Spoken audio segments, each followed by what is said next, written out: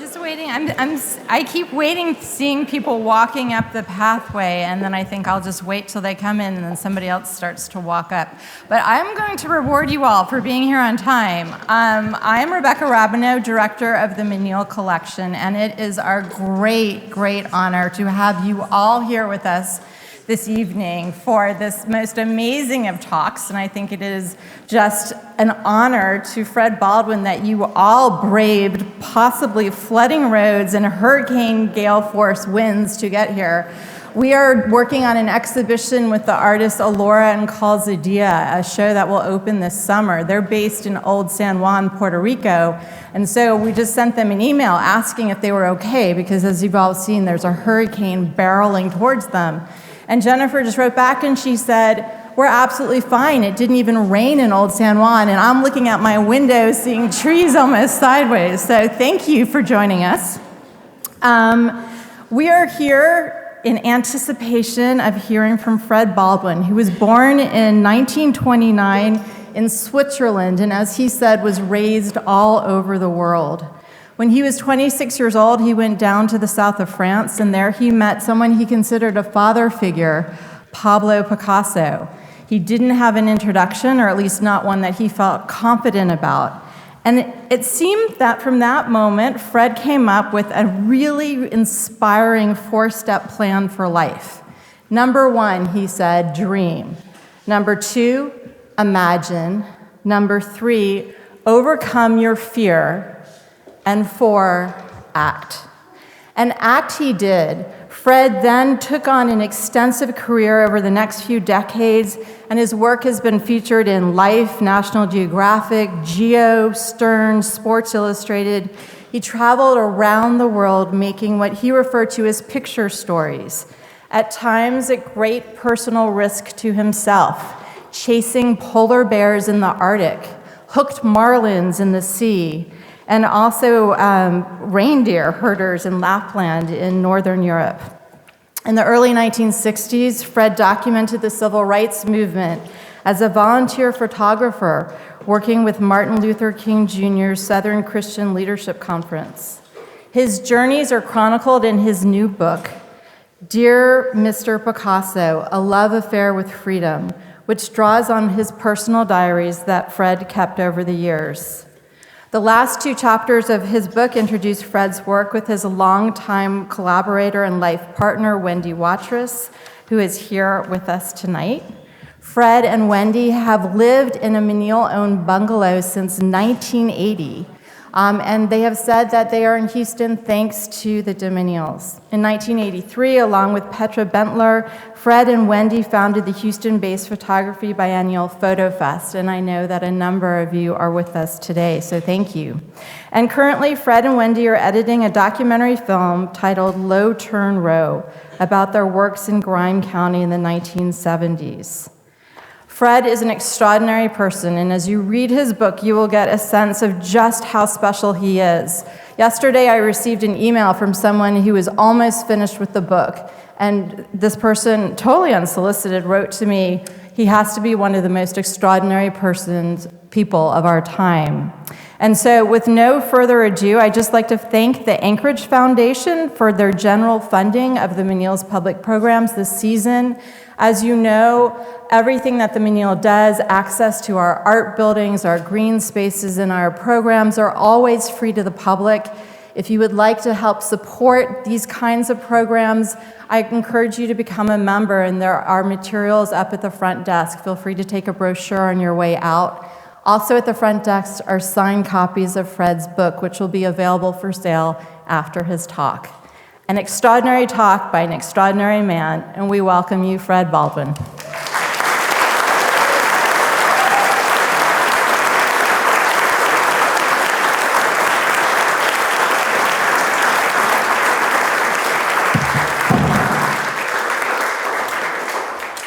Rebecca, you have said so many cheerful things about me that I'm going to have to plunge into the past and tell you the real story. But before I do that, I'm going to thank you, the Menils, over the years, and we have a couple of very important guests here that I need to recognize. Martin Schilt, who is crazy enough to actually publish this book, and the art director, Victor Levy, who did a superb job. This is probably the best-looking doorstop that you could possibly ever get. Don't try to read it in bed without a crane, however. Well, let me see, where to start? You have said all the good things about me. I'm stuck with all the bad things. Well, the best thing is, I've got another thank you. Thank you, God. You changed the weather. I can't believe it. This is pretty amazing. Anyway, this story really starts way, way back at the age of 2 or 3. The book really literally does that. And I had a very bad patch of bad times in a couple of years in New York towards the end of doing all these illustrious things. I got a divorce and I left my children and I was in a really terrible mood. So what I did was write a 600-page diary. And I tried to unscramble my brain with this diary. And fortunately, I remembered all sorts of things. And unfortunately, I also remembered lots of things.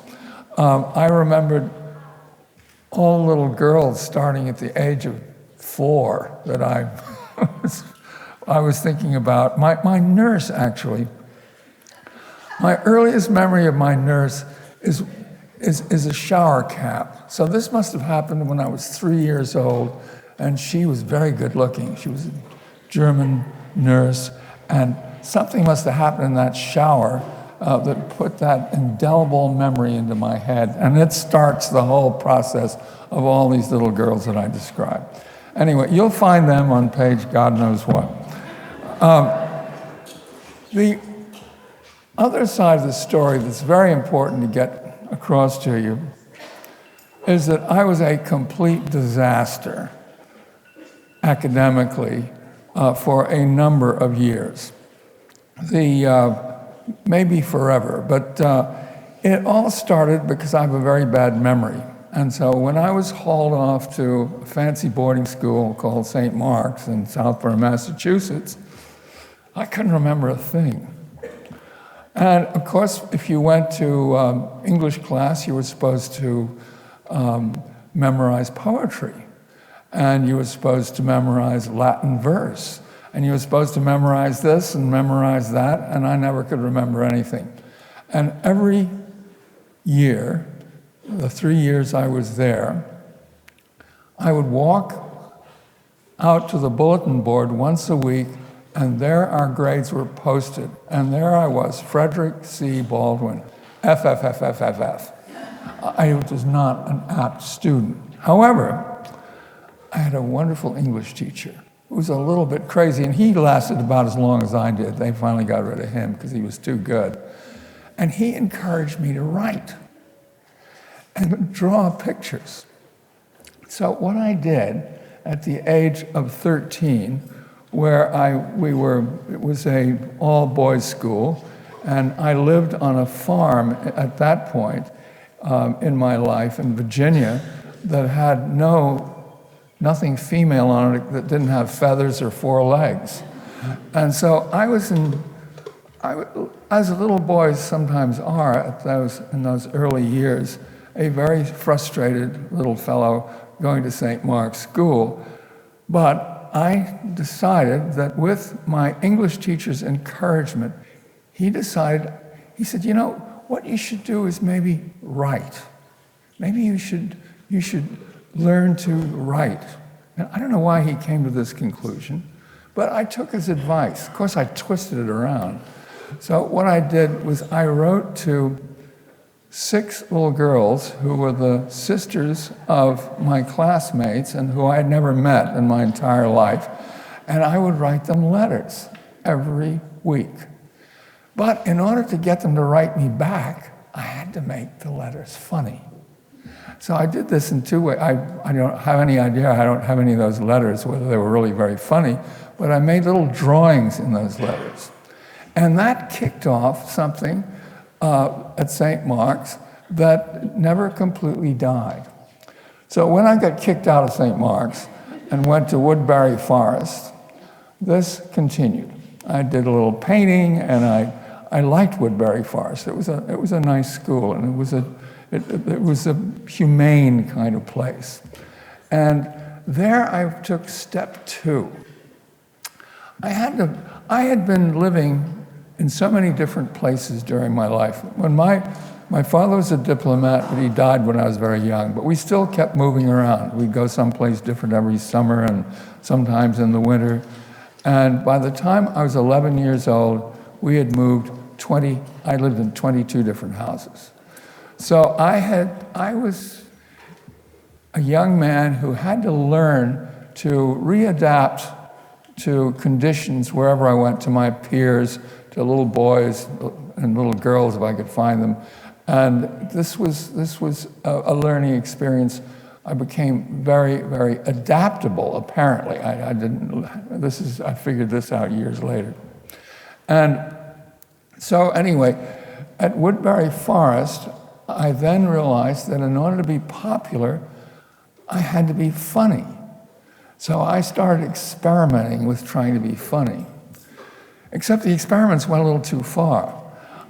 They included doing outrageous things to make the stories have a little better, a little sharper edge. And I'd climb the cliffs near the river near Woodbury Forest. But one year, I had to go to summer school because I flunked French again. Summer school was a delight. All of the quote unquote nice families from Richmond and Alexandria, Virginia, would come with their children and spend the summer during this period of summer school. We had a golf course, we had a wonderful swimming pool, and they brought their teenage daughters. Well, this inspired me in 2 ways. A, all of these wonderful people from Richmond and Alexandria, Virginia, would leave their cars with the keys in them. Because there was no reason to lock your car up in remote Woodbury Forest, which is 5 miles away from another remote place called Orange, Virginia. So the cars would remain unused, neglected, parked around in front of the school. However, I discovered that if I slipped out on weekends, I could borrow the car and go visit a couple of ladies who I had become acquainted with in the neighborhood. And this became quite a routine. I would draw, the school had this funny little wagon that that didn't have lights, it didn't have, all it was used for was to mow the golf course. But there was a pump there with gas that would fill this thing up. And I would go and drain the pump every night and accumulate enough gas, because this was during World War II and there was gas rationing.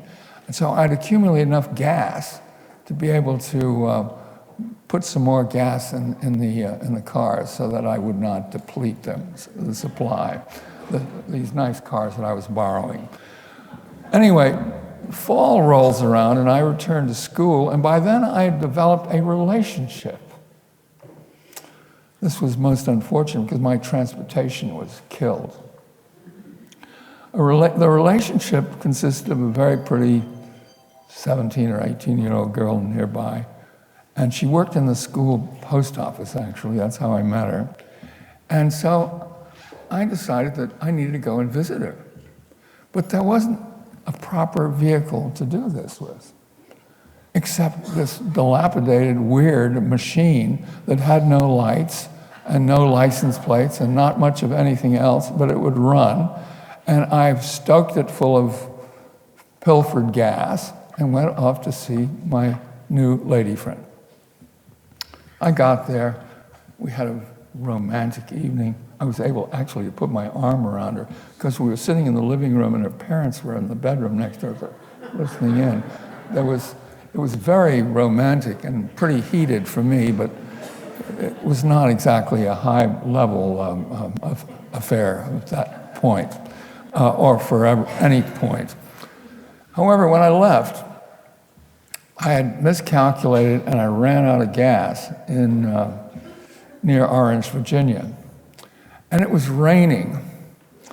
And the weird thing about these trips was they were filled with romantic ideas. I thought it would be very appropriate if I went out, and I had a pistol at the school, a Woodsman 22 automatic Woodsman pistol. And I'd get up at 5 o'clock in the morning and go hunting sometimes for squirrels. I don't think I ever killed one, but I would, at least it was a fun thing to do. And the school didn't seem to know or care that I had maybe the only boy in the school with a pistol in my little room. And anyway, I took the pistol along just in case I discovered a wild animal on the route that I would then shoot and bring it as a trophy. This is, I mean, utterly, this is 15-year-old psychopathic thinking. Anyway, so I shouldn't be mentioning this because I may be arrested upon leaving Menil, but it's a danger to the community. But the pistol, when it started raining, I didn't want the pistol to get wet and didn't want to leave it in this weird vehicle. So I took it with me, went, got gas, came back, and about the time I returned, the Orange police returned at the same time. And I was then patted down, discovered I was armed. I had a stolen car. I had no license. The car had no license. The car had no lights. And there I was, an armed felon who then had to go to jail. And then at 2 o'clock in the morning, the Orange police called the assistant headmaster at Woodbury Forest, who came and bailed me out. Well, I got back to school, and there was a wonderful, crusty old gentleman named Carter Walker who ran the school. And he took me in to tell me that, of course, I was no longer going to be continuing my education at Woodbury Forest. But he was almost amused by this story. It was so crazy. But the real problem was that the word had leaked out, and I was a school hero. Nobody had done anything this felonious ever in the history of the school. So, of course, I departed. But he liked me, and what happened was that he wrote a letter of recommendation that I go to Lawrenceville because I had not lied to him. The school honor system took me above carrying a pistol, stealing a car, and being a total felon. So I passed the school honor system, but did not get into the next school. I went to another school in Princeton, which specialized at that time in people like me, who had been kicked out for various reasons of God knows what, St. Paul's, all the fancy places. But also, they had a wonderful collection of 2 other types of students. One group were veterans from World War II who hadn't finished their high school education. And my roommate was actually an ex-RAF pilot. And I was on the schoolboy crew with an ex-Marine who had served on Iwo Jima. Then there was this third group. Mafia families from Trenton and Newark. Never in my life had I been exposed to this broad cultural range of people, and I loved the school. It was absolutely great. Went to class every day, actually passed my courses. Maybe not French, maybe I did, maybe not, I can't remember. And actually was admitted to the University of Virginia after I graduated from the Hun School. It was not for Huns. Johnny Hun was the name of the guy who ran the school. Although there were a few Huns in the school as well, I'm sure. Now, at the University of Virginia, I had a car. I was given a car upon graduation. This was such a miraculous feat as far as my family was concerned. But I never went to class because I had a girlfriend at Vassar, and that's a long commute from Charlottesville to Vassar. And so up I'd go on weekends, and I'd come back, and I'd be very tired, and I wouldn't go to class.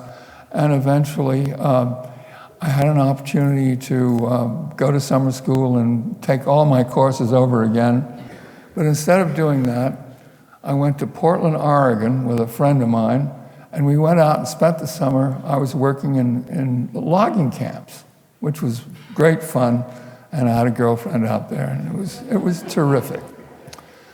But upon returning to the University of Virginia, I found out that I'd been expelled. And so the family, my poor mother, she had been putting up with all of this for years. And so she finally came to the conclusion that, forget it, this story is never going to stop. So I was then sent to work in a factory in Savannah, Georgia, that my grandfather had built. There were no family members there, but there was a factory that had been nicely supporting my mother and my family for these many years. So I went down there and started work in the engine room for 34 cents an hour. And I was living at the YMCA, but it was too expensive. It was $1 a day.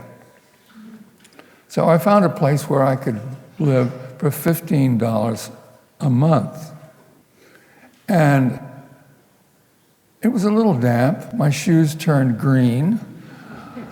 But I would walk to work every day, and I would get a very cheap breakfast for 35 cents.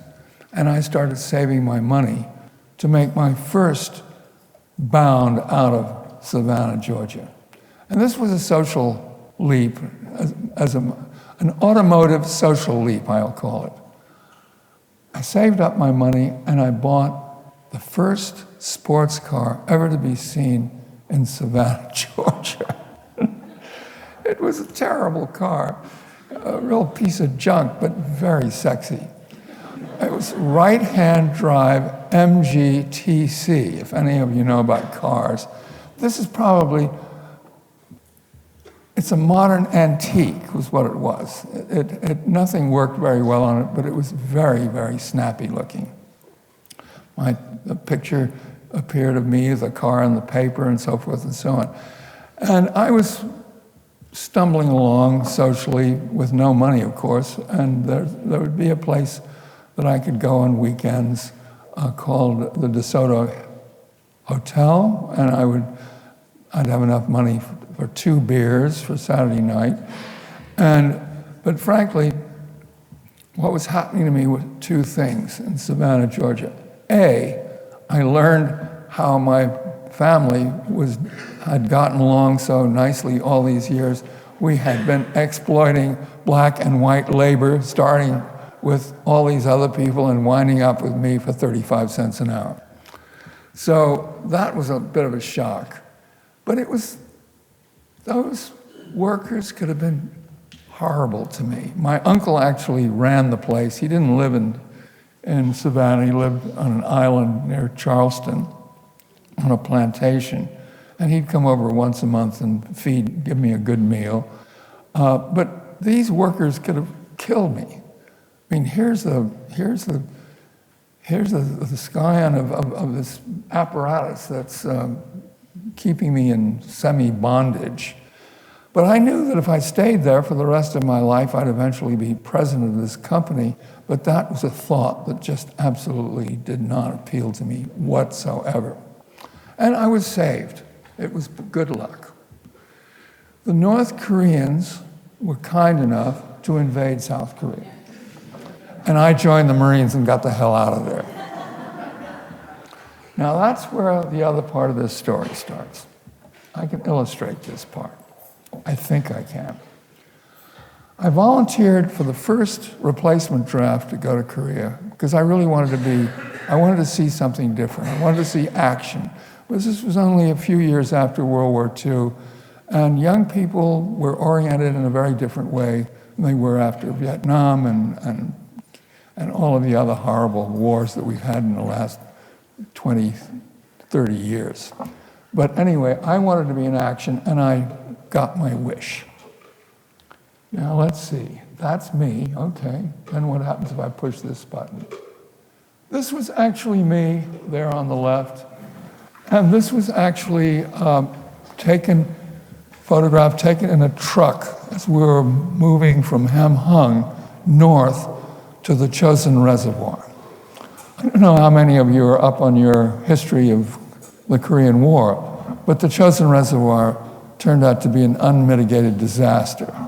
But I was only to find that out. But we're actually in the truck going up there.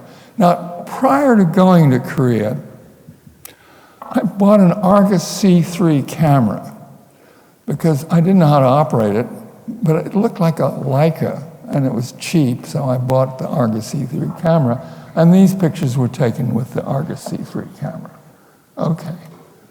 Oh, wait a minute, I'm pushing the wrong buttons again. All right. This is actually a hill called 902 that we assaulted. The British Gloucesters had been trapped on the right-hand side here. This was in 1951. And the British Gloucesters had been trapped there, and we went up there to try to rescue them by outflanking the Chinese, and it was a hell of a battle. And actually, on the a few minutes after this picture was taken, the Corsair fighter pilots came in, Marine fighter pilots came in, and they thought we were Chinese, and they rocketed us. And I got knocked off the hill, and my back was banged up a little bit. Didn't get a Purple Heart, because you don't get Purple Hearts if your own people shoot you or wound you. Now, this one, back to the Chosin Reservoir.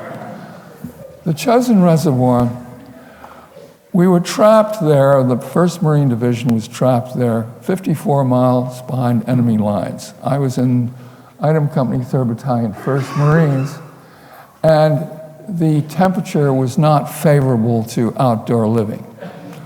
I was in a foxhole, and it got to be at times 30 to 40 below zero. Now, this is fine. We were all bundled up in clothing that didn't keep us warm, and a lot of us got our feet frozen and toes removed. We had 60% casualties due to frostbite.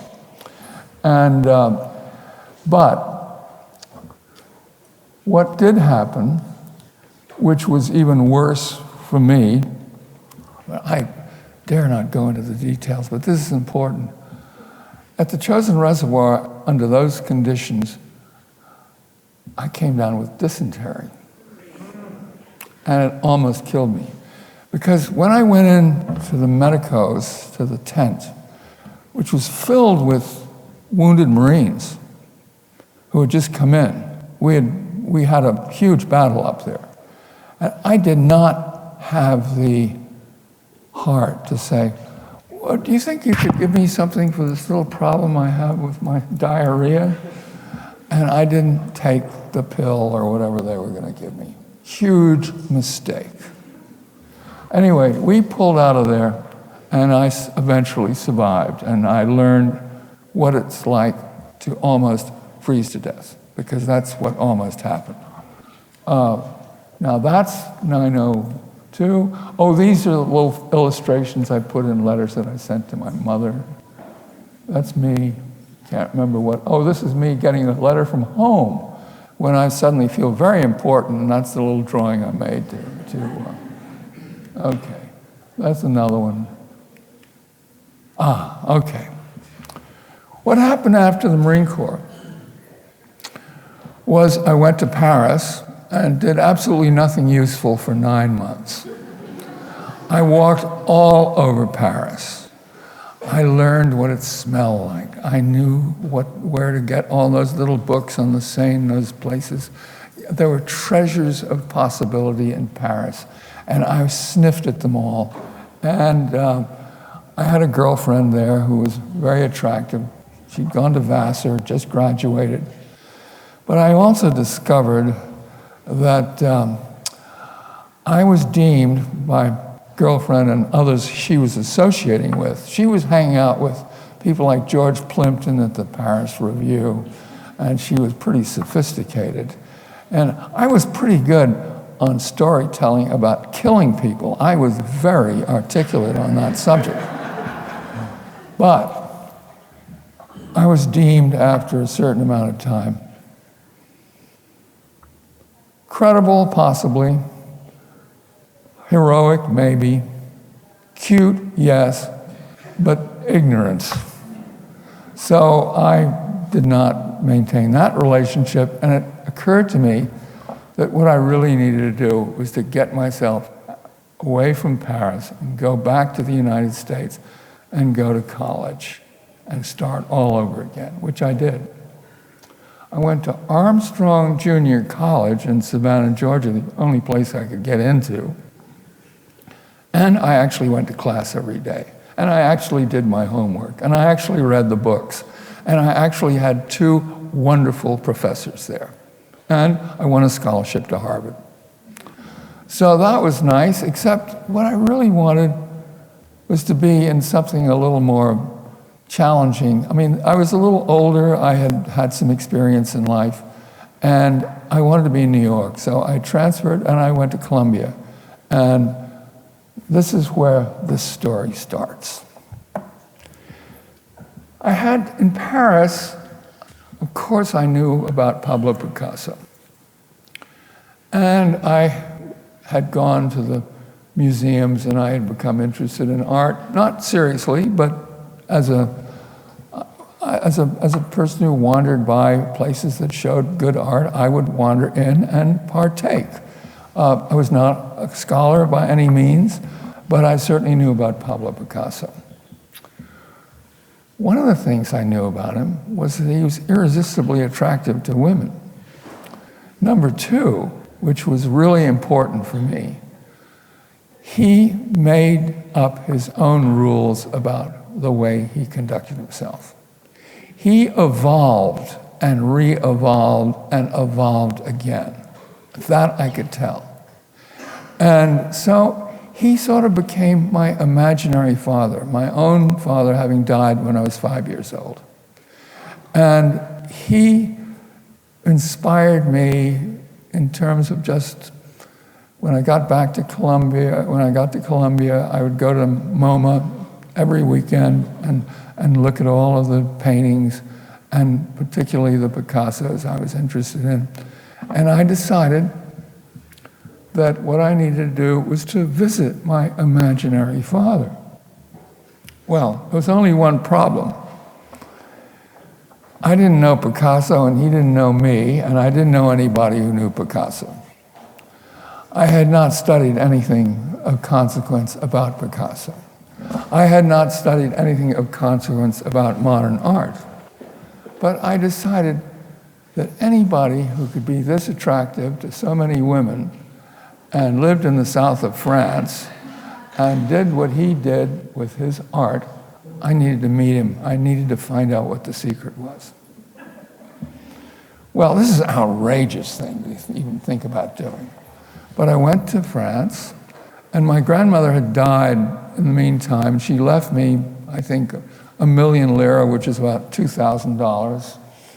And I had to go collect it in Italy because you couldn't send lira through the apparatus of money changing in those days.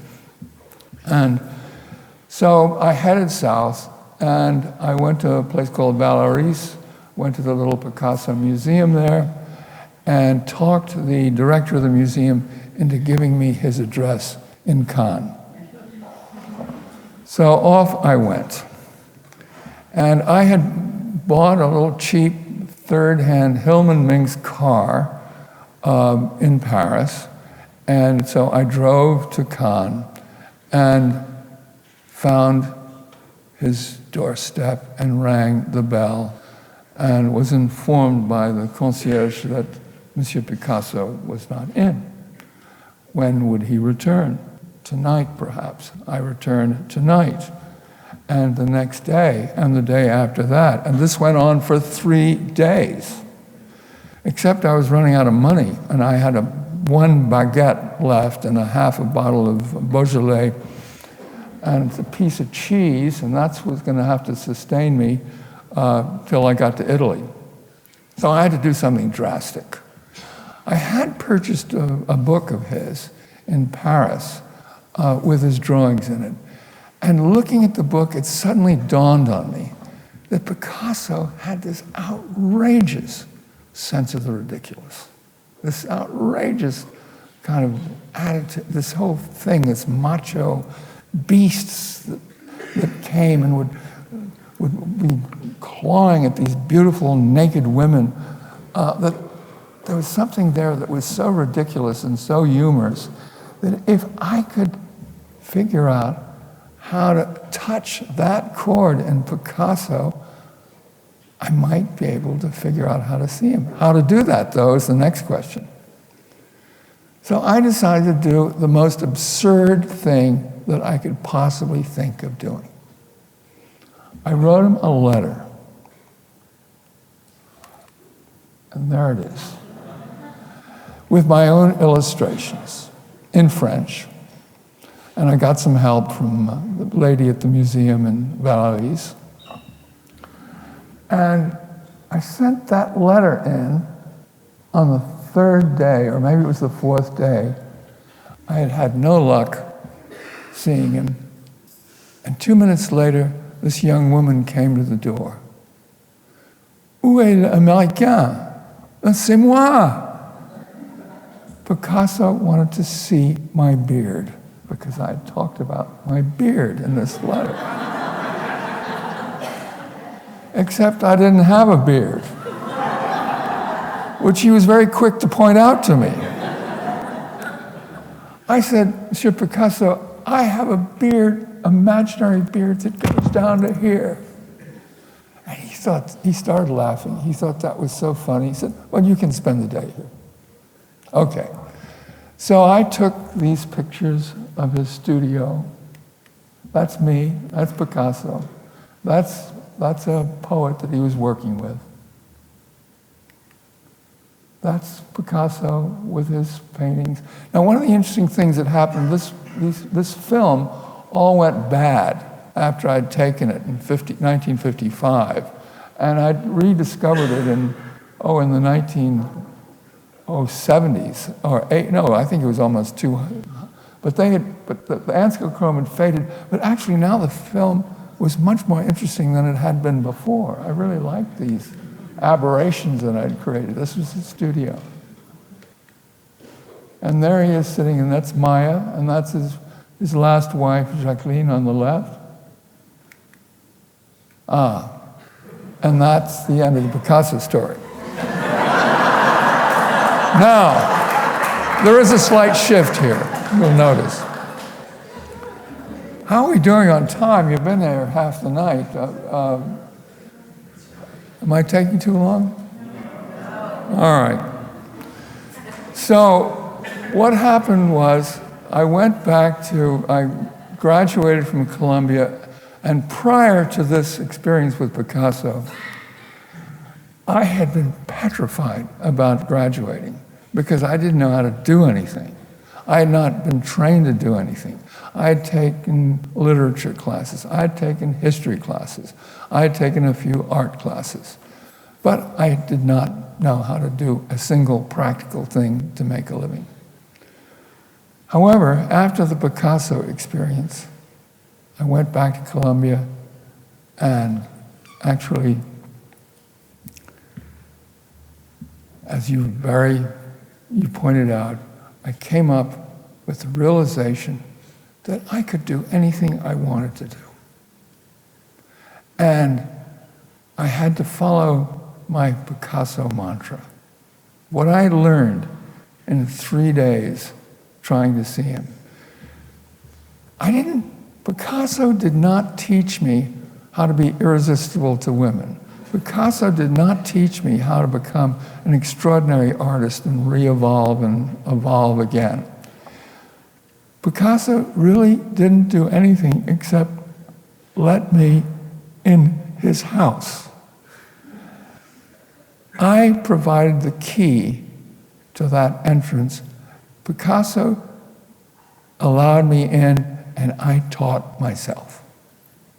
And this is how it worked. The Picasso mantra, as you have pointed out, you have to have a dream. You have to use your imagination. You have to overcome your fear. And I was scared to death. I really was this whole period. This is crazy. This is madness, my going to see Picasso. And the most important thing of all, you have to act. So I went back to New York, and I decided I could do whatever I wanted to do. So I decided I wanted to be a writer, except I didn't know how to spell. Forget about that. Everything that I wrote had to be retyped 14 times by somebody else to get it in front of an editor or in any way in a readable form. But maybe photography would do it. So I went down to Savannah, Georgia, and I started experimenting with photography by photographing children. And I'd read everything I could get my hands on about photography. I knew about the Farm Security Administration. I knew about Dorothea Lange. I knew about these wonderful things that I forget his name, Roy Stryker had made his photographers do. They had to make long lists of things to go out, and then they record these subjects that described the American condition in the 1930s and 40s.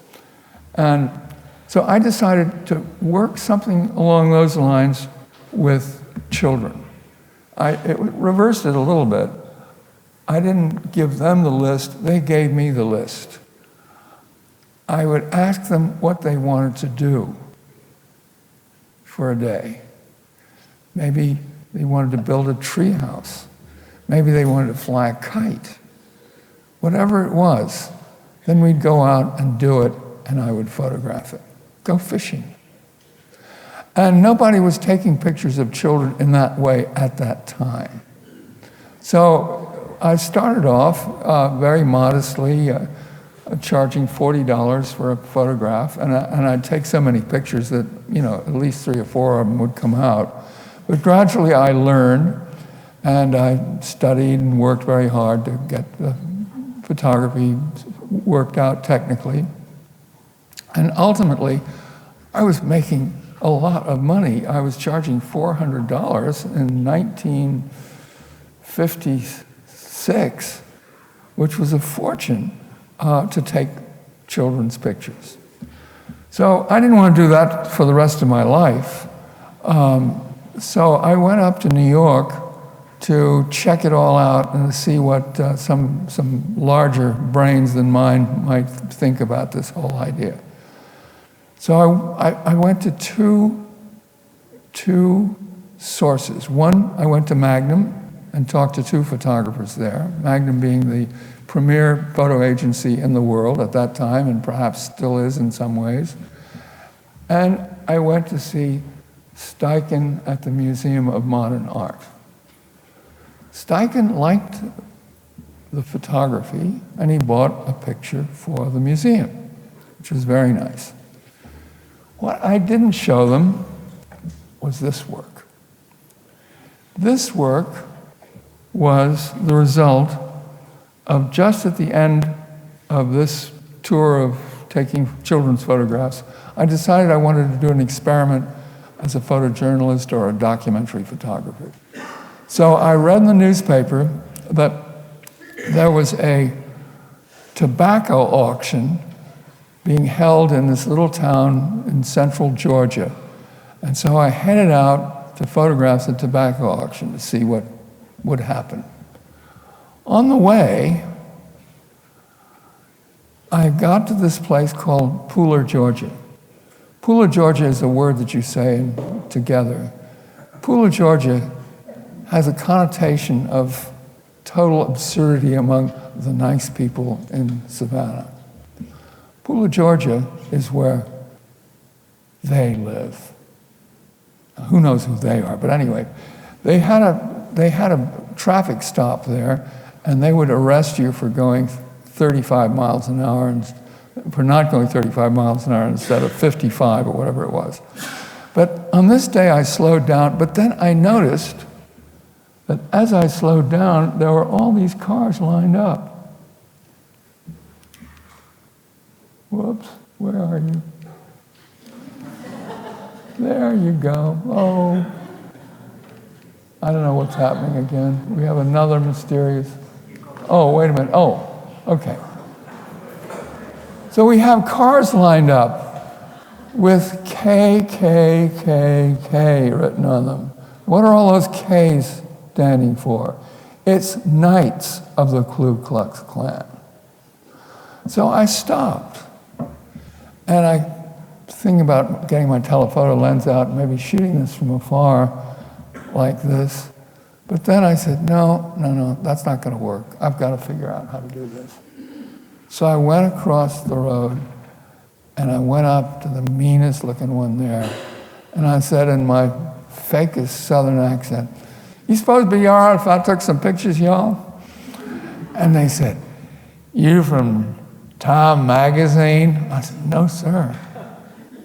"Well, I guess it'd be all right. I reckon it'd be all right." So anyway, I did. And there they are, decorating their cars on their way to a rally in a place called Reidsville, which is the county seat of Tattnall County, Georgia. Okay, there they stopped. It rained, and it was a little leaky, and they're repairing. And this observer there is looking a little astonished. And then I got to Reidsville, and that's what the people looked like in those days. In 1966, the people still looked like they were in a Dorothea Lange, a Walker Evans, one of those early pictures there. There was a special look about them. There they are. There's the Klan in front of the courthouse. Now, I interviewed, that was the lady who was with the children, and that's her son. And I started interviewing these people. And it turned out that there wasn't anything very extraordinary about these people. They were not reeking with evil the way I thought they should be. What they were reeking with was their whiteness. That's what they had. That's all they had. They were poor. They were like African Americans in the sense that they too were struggling farmers, somewhat exploited, but they were white, and that's what they had. And that's the cross in front of the courthouse, and the Baptist minister is regaling the crowd. First, you sing the national anthem, then you do the Lord's Prayer, and then you start working on the Jews and the Catholics and the foreigners and so forth and so on.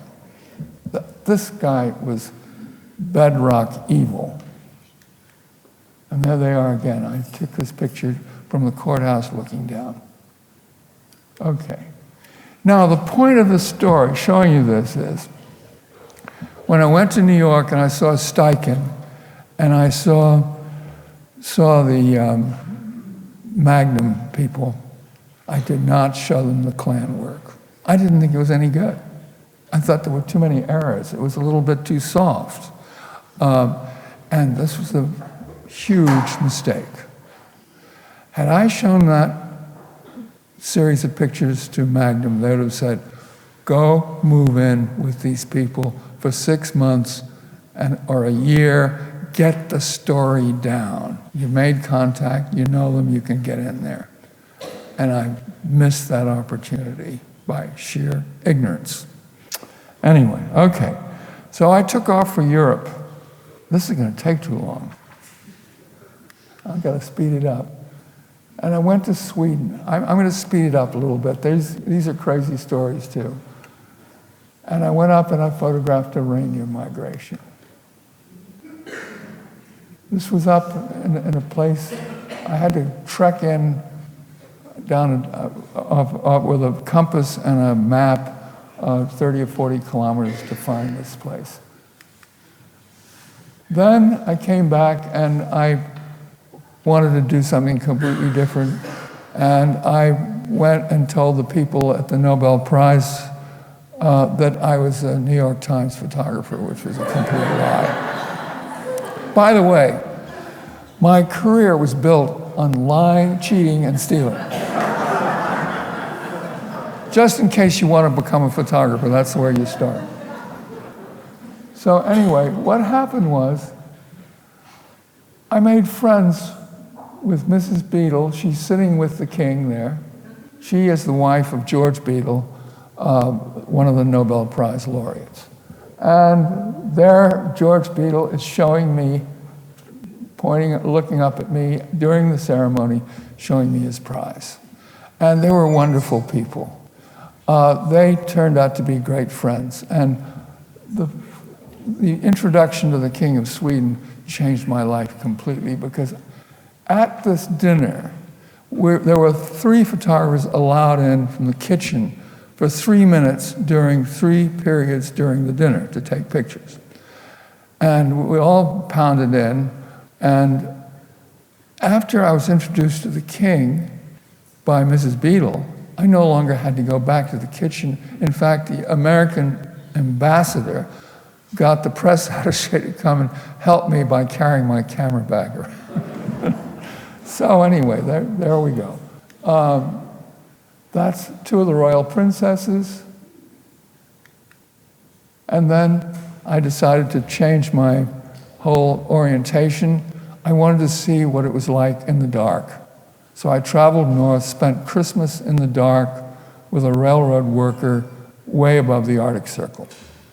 Then in January, I went out to the Lofoten Islands because I heard that it was very beautiful. But I was told that I was crazy. It was only beautiful in the summer when there was light.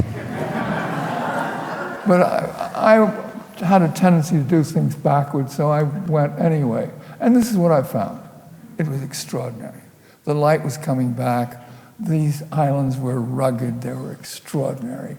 And the people were very nice to me. They looked after me, and I stayed with them. And there were fishermen, and I learned so much from them. What nature, what the strength of nature does to people when they live in close proximity to the world that changes, that your life depends on what's happening with the climate and what's happening in the surrounding environment. And these people taught me how they survived doing that, and I learned from it. Then, this is the fishing boat. I got the idea that it started as a joke. I always made a practice of it, and I've done this over and over again, and Wendy has too. You check in with the press, you check in with the government, and you check in with the police to find out what's going on, to tell them what you want, and to get your orientation. And I checked in with a reporter at the Lofotposten in Svolvær, Lofoten Islands, Norway. And he had been a World War II hero and was part of a radio team that helped spot the Tirpitz, the major German battleship that the British finally were able to sink. And he was one of the people who got that information to the British. And he was a reporter on the Lofotposten, and quite a character. And he said, look, you reporters come up here, and you journalists come, and you come up and you take pictures, and why don't you do something different? It's very beautiful in the summertime, but why don't you take pictures from the point of view of the fish, not the beautiful surroundings? I said, is the water clear? And it turned out it was. But I needed some help. I didn't have any diving equipment, and I didn't know how to dive, and I had never used any diving equipment. So what I did was telephone to the naval attaché 1,000 miles south in Oslo and told him my story. I said, I need to photograph the codfish being caught in the nets. And I need some equipment, and I know you don't know who I am, but call the American ambassador in Stockholm, and he can tell you who I am. So I guess he did that, and in about 2 weeks, I got a letter from Commodore Klepke of the Norwegian Navy ordering me to report to Harstad Naval Base, where I would be picked up by a destroyer along with the Norwegian Navy's chief diving officer and 2 enlisted men, and taken to Svalbard to start operations. Oh my God. So this is what I found when I got there. Oh, that's me in my new outfit that I didn't know how to use. They're either peeling me out or putting me in. And so those are the 2 Norwegian Navy guys. And there I am going into the nets. That's what it looks like as you're being caught like a codfish. Okay. Back to reindeer. I was dissatisfied with what I'd done with the reindeer. And I really wanted to make a complete migration with them. I'd gone to this big roundup. So I went to a place in Norway called Kautokeino, which is where they assembled at Easter time, and then they started a migration of the reindeer from Kautokeino at Easter towards the Norwegian coast, and then they would, there we go. We're up into the mountains. It's a little dangerous because we have whiteouts and there are crevasses here, and you can get avalanche problems and so forth and so on. It's all in the book. There we finally get to the coast. There's Salem. This is where the reindeer were born, and they instinctively go back. Now, what I learned with the Sami people, the Laplanders, was the reindeer are in charge. It is their movements that dictate where we all go. And so they're taking us back to their place where they were born, and then they will swim. Oh, this was on the trip. These were my companions. We lived in a tent for a month or so. And they're coming down from the mountain, a long herd of reindeer. And they're there on the swim to Salem. Okay. Tromsø. Oh, I don't know, that's a little screwed up. This isn't all that interesting. This is where I recruited a lot of my stories. There was a beer hall in Tromsø up in Arctic Norway. And it was in the bottom of a brewery. And these guys, this was kind of like the Explorers Club of Norway. The Explorers Club is something I always wanted to be a part of, but they would never let me in. I was insufficiently academic. But these guys, this guy, these were the young people. Whoops, oh, I'm getting ahead of myself. Anyway, these were guys who went and spent a whole year in a place like Spitsbergen, 600 miles from the pole, hunting polar bears, and back in those days. Thank God they don't do that anymore. They can't do it anymore. Polar bears are in trouble. I did hire a ship, went up there. This is a place called Bear Island, halfway from Norway to Spitsbergen. It's incredibly beautiful. There, I'm with a Swedish colleague, a filmmaker, and Sven Gilsetter, and we're climbing up these mountains. And there we are. That's a picture from the top. that's where I was. The North Pole is on the ceiling somewhere. But I made 2 trips up there with reference to polar bears, and this is outlines where we went. This was the world's most northerly community at that time. There we are. That's the little boat that the Swede and the Norwegian that we picked up in Max Ölhallen, the beer joint in Tromsø. We picked him up and brought him along. He was fantastic. And there we are on this little boat that we took 1,000 miles out to these islands and back, and almost got killed about 5 times. It was an absolutely absurd trip. We came back. We had 2 liters of petrol or fuel left in our tanks and no food, but we made it back. This is the terrain. Oh, this is tamer than usual polar bear. We got up to this place, and we were thinking that we were truly great, great Arctic explorers. And about the time we got there, this cruise ship from Germany pulls in and unloads, and we were just so deflated. I mean, my God. And this was the polar bear that was available for the tourists. Now that's me later going up to investigate a hole.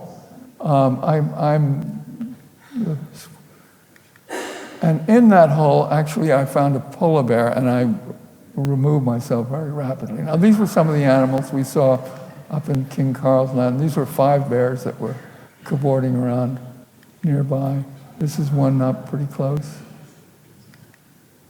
This is one that these were all magazine things. Okay, I can go on forever about them. Now, after with the Arctic over several years, actually, I decided to warm up. And so I went to Mexico, or to Texas, and found out some wonderful places to go. And I went down to a ranch in northern Mexico, and we worked they rounded up wild horses there. It was a 1 million-acre ranch, and they had 12,000 or 13,000 wild Mustangs there. And they would round them up periodically, and the Mexican army would use them for cavalry and so forth and so on. And that was a wonderful experience. Now, one amazing thing did happen.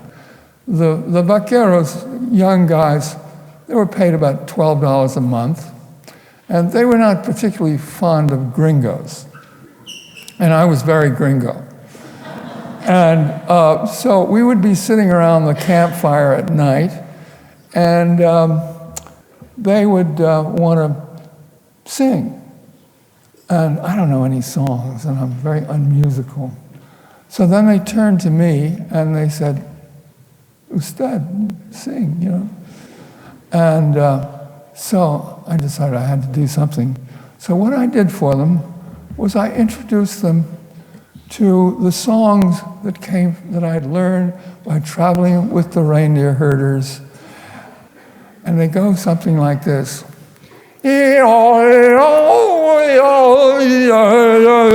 And so forth and so on.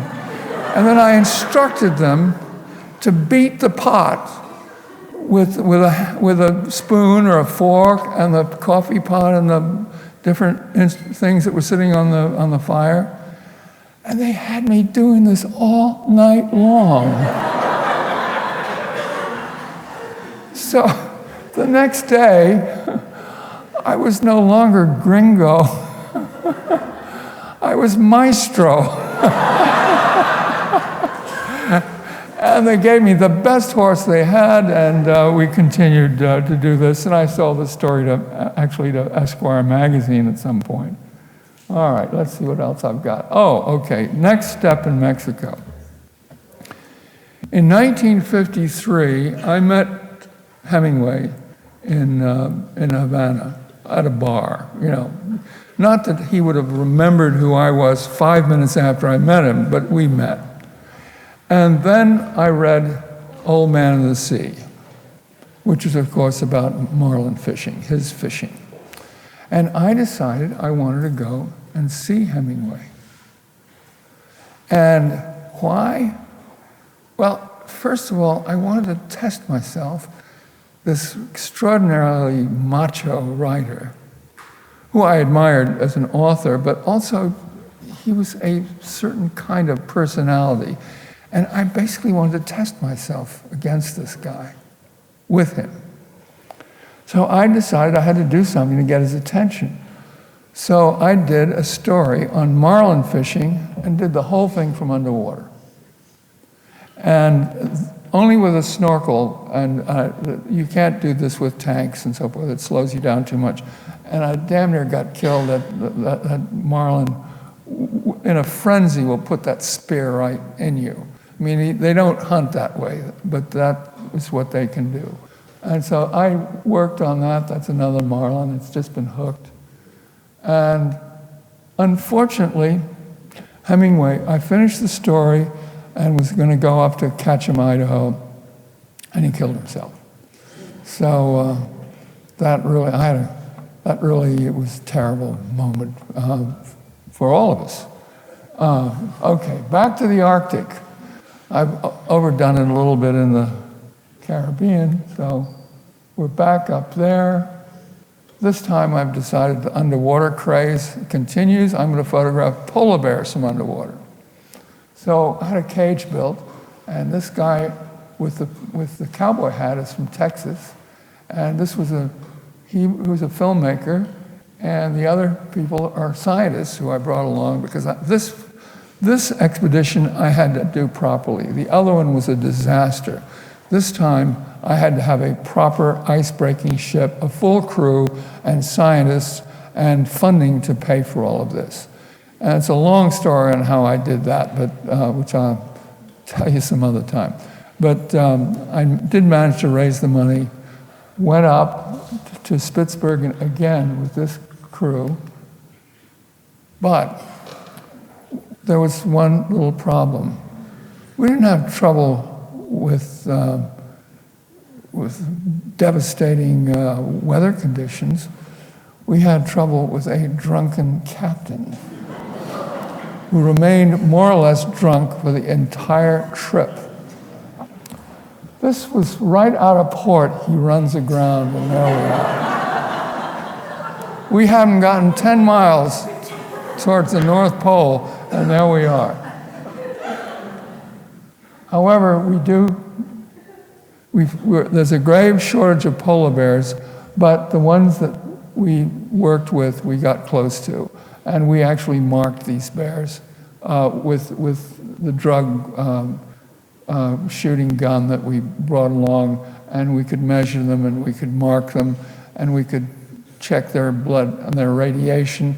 I had actually got the funding. I'll try to make it short, it's a funny story. I didn't know how to raise the money, and I was absolutely desperate.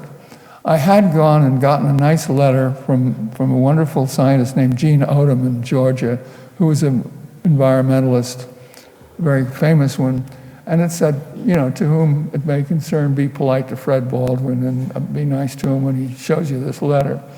And so what I did when I got to Washington was I called up the head of the Senate Armed Services Committee. His name was Senator Russell. And I didn't know Senator Russell, but this voice answered. I said, my name is Fred Baldwin. I'm from Savannah, because Russell is from Georgia.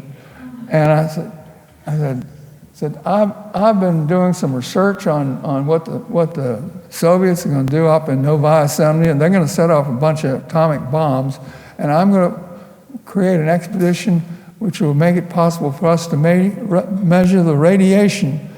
I'm going to go up and photograph polar bears in Spitsbergen, and it's only 600 miles from Novaya Zemlya. I said, if I could just come and tell you about this, I'd sure appreciate it. And this old, crusty voice said, well, I don't think the senator's ever heard anything like this before. Why don't you come on over? So I did. So there I was sitting in Senator Russell's office. He was then probably the most powerful United States senator in the Congress. And so I explained the whole thing. He said, well, I'm going to see if I can help you. This was Gene Odom, and I'd met the senator, and he wanted me to see Senator Stennis. And he said, he picked up the phone and called somebody.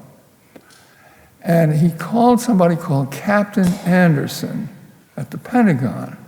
Now, I didn't know who he was. I didn't know whether he was Army, Navy, Marines, whatever, who Captain Anderson was.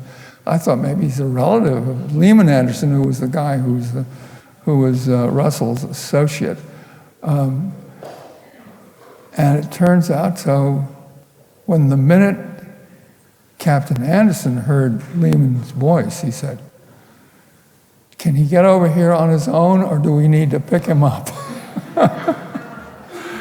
So I went to the Pentagon. I didn't know it was Army, Navy, what, but I found this huge office with a very good-looking wave secretary. That's a Navy lady, Navy person, officer. And so I knew it was Navy. And I was ushered into Captain Anderson's office. And I started telling him about my story. And he said, let me go see if I can get you a cup of coffee. Would you like a cup of coffee? And an ex-Marine says, yes, sir, if you're going to have one. So he was a four-striper. Then I noticed when he was gone that there were these pictures on the walls, all these pictures of submarines. Turns out this was the Captain Anderson who had taken the Nautilus under the North Pole and had been on Life magazine cover 3 months before and was a national hero. So he came back and with the coffee, and on the coffee cup it said, Office of the Secretary of the Navy. So I drank my coffee, and he liked what he heard, so he went in and said, well, let me see if I can help you. He went back and he came back with 3 little memos, each one addressed to a different admiral in different parts of the Navy. Bureau of Ships, Office of Naval Research, I forget the other one. Signed, what was his name? The Secretary, anyway, it was signed by the Secretary of the Navy. Suddenly can't remember his name. And so with that, those 3 little documents, I was then getting very respectful answers to my inquiries as I toured Washington looking for money. And actually finally found the money from the Army. It was the end of the fiscal year, and they had $35,000 left over, and they gave it to me to launch this crazy expedition. So that's that story. So there we are. That's a very close polar bear. He put his breath, fogged up the lens. He got so close. Actually, what happened was, I had a camera that I stuck in the snow, and I put chunks of seal meat around it, and a long cord, and I stood behind an iceberg about from here to the wall over there, and would click pictures as he approached the camera. So that's where that comes from. That's Big Bear. And Big Bear turned out to be a big success. The only problem was he abandoned the seal fat, eventually having gobbled it all down, and came for me. And so I took a huge chance, and I fired a rifle shot between his legs, hoping it would scare him back, and it did. He retreated, and that was that. We didn't have to shoot Big Bear, thank God. This is Sapphire, another little bear, who we captured and brought aboard ship and measured and marked and did various undignified things too. I was getting a little tired of the north, and I wanted to head for the south again. So I went back to Savannah, and by chance, I was walking around Savannah thinking I would do a book on Savannah architecture, which is very pretty in the old part of the city. And I bumped into this. These were young people marching in the civil rights movement. And this is a 17-year-old young man who later became quite famous. And I joined with this group, and that was the group that I eventually linked up with and got involved in the civil rights movement. After this, by the way, what happened then, I never sold any of these photographs. I never sold them, they've been in museums since that time, and of course in later years they've become well known. But at the time, I was not trying to sell pictures. I was giving these pictures back to the civil rights organizers. I was doing some organizing myself because I really, for the first time in my life, I was not on an ego trip. I was doing something that was beyond myself. And this began to be a shift in my life, which was, hopefully, it will still be sustained today. So let's see, where are we? Oh, whoops, sorry. There they are again, Tamachichi's grave. There's Hosea Williams, one of the organizers, close friend of mine. There's Big Lester. Big Lester was the recruiter, and he'd go into bars. Maybe I've got a picture. There he is. And he was convinced that he needed to help get people to vote. Now, Big Lester was a very scary man. He had a reputation. He was reputed to have killed 6 people with his bare hands. Of course, it probably wasn't true. But Big Lester was a wonderful organizer. There they are in the longshoremen. That's Hosea Williams. They're recruiting. That's Big Lester in a bar. I wouldn't have dared go into this bar alone. They didn't even see me when I was with Big Lester. I was invisible. And you can see why. There we are, lined up, voter registration. And then ultimately, that's Dr. King. I think my favorite picture of him.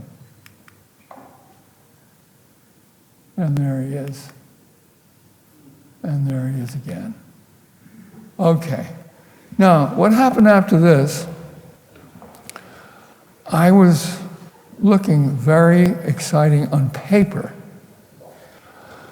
Arctic explorer, decorated Marine, civil rights organizer. So I was invited to become a Peace Corps director in Borneo. Now, I don't have any pictures of that. I think these are pictures of some of the work that I did later in Afghanistan. That's the Khyber Pass. There it is again. That's Jalalabad. This was after the Peace Corps, and I did this whole story on medical, the doctors who are working there, American doctors, working with the Peace Corps for the Afghan people. There they are. This gave me a chance. Oh my God, I've got more? Can't be. I'll go through this quickly. This is Tiger Ridge. When I came back from Afghanistan, I was in Borneo for 2 years, then India, and then Afghanistan, and then I came back to Savannah and got interested in working with rural poverty issues with a man named Dr. Gatch, and that's Dr. Gatch working in these incredibly dreadful conditions that we found near some very beautiful golf courses in Georgia. Here's a white settlement that I concentrated on.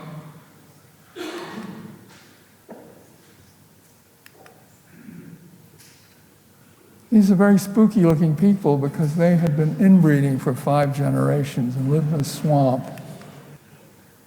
But they're very nice people. They turned out to be wonderful people. Now this little girl on the left, you're going to see her later.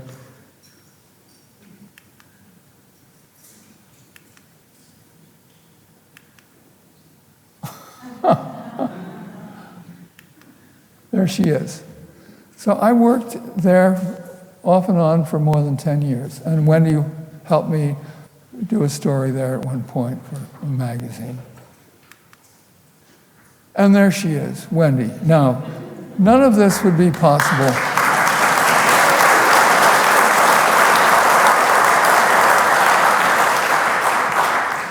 None of this would be possible without Wendy. She basically took the time off, let me take the time off to write this book, which took almost 10 years, while she really ran FotoFest. And FotoFest, I have to say it again, is an offshoot of the generosity of Houston, and was inspired in some ways by the experience of being clustered in the Menil situation. Dominique de Menil started something here which is absolutely amazing. Rebecca has carried it on. And this spirit of this organization is not like any other arts organization I have ever encountered. It comes from it's not a top-down, it's art of the most profound importance coming up rather than down. And I thank you very much for that, and it's a great pleasure. And thank you all for coming. You've been a wonderful audience and very patient.